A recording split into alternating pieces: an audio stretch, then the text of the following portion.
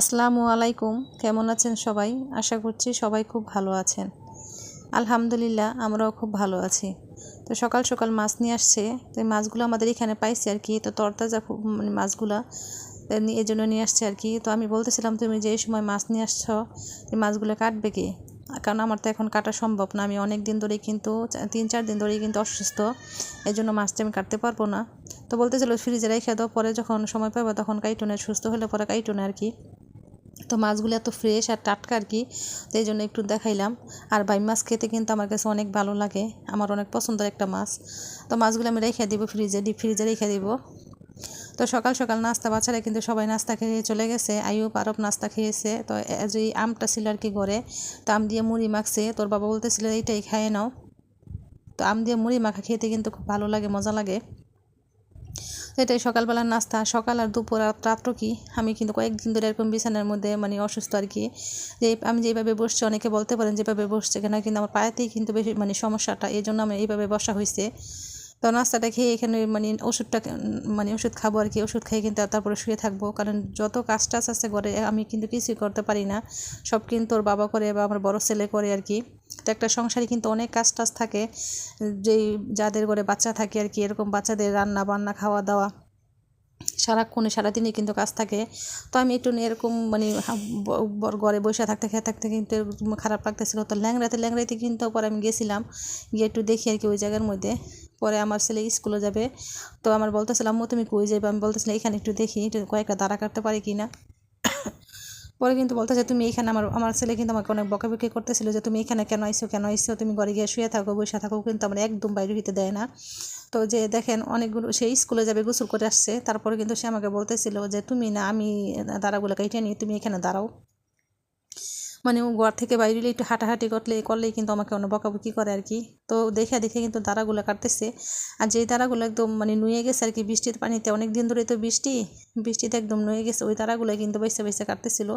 আর ওগুলোই রান্না করব। আর কয়েকদিন যাবত যেহেতু আমি রান্না করতে পারি না, সেহেতু কিন্তু ডাল, তারপরে কিন্তু ডিম ভাজি খেতে খেতে আর ভালো লাগে না।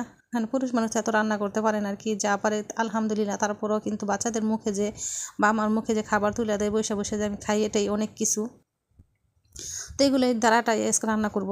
কারণ আজকে কয়েকদিন ধরে বৃষ্টি, বাজারও যেতে পারবে না, এই জন্য কিন্তু আর বাজারও যাওয়া হয় না, বা সবজিটাও কিন্তু আনা হয় না, সেই জন্য আর কি এটাই রান্না করব। তো আমি ওর বাবাকে বলতেছিলাম যে তুমি সবগুলো জিনিস যা আছে সব করে রান্না করে নিয়ে যাও, পরে আমি শুধু বসে বসে রান্নাটা করব। তাই আমি কিন্তু এরকম বোচা ইয়ার মধ্যে, পিড়ির মধ্যে বসে কিন্তু রান্না করতেছিলাম। আমাকে সব শুধু সামনে নিয়ে দিছিল, পরে আমি শুধু রান্না করে চলে আসছিলাম। আর যত কাজটা আছে রান্নার পরে কিন্তু অনেক কাজ থাকে একটা রান্না করে, কিন্তু শুধু রান্নার করে পরে যেই কাজগুলো থাকে সব কিন্তু ওর বাবা করে। আমার কাপড় চোপড় ধোয়া, আমার থাল বাটি ধোয়া, ঘর ঝাড়ু দেওয়া, বিছনা গুছানো, বাচ্চাদের মুখে খাবার দেওয়া, যা আছে যাবতীয় কয়েকদিন ধরে কিন্তু ওর বাবা সব সম্পূর্ণ কাজ করে।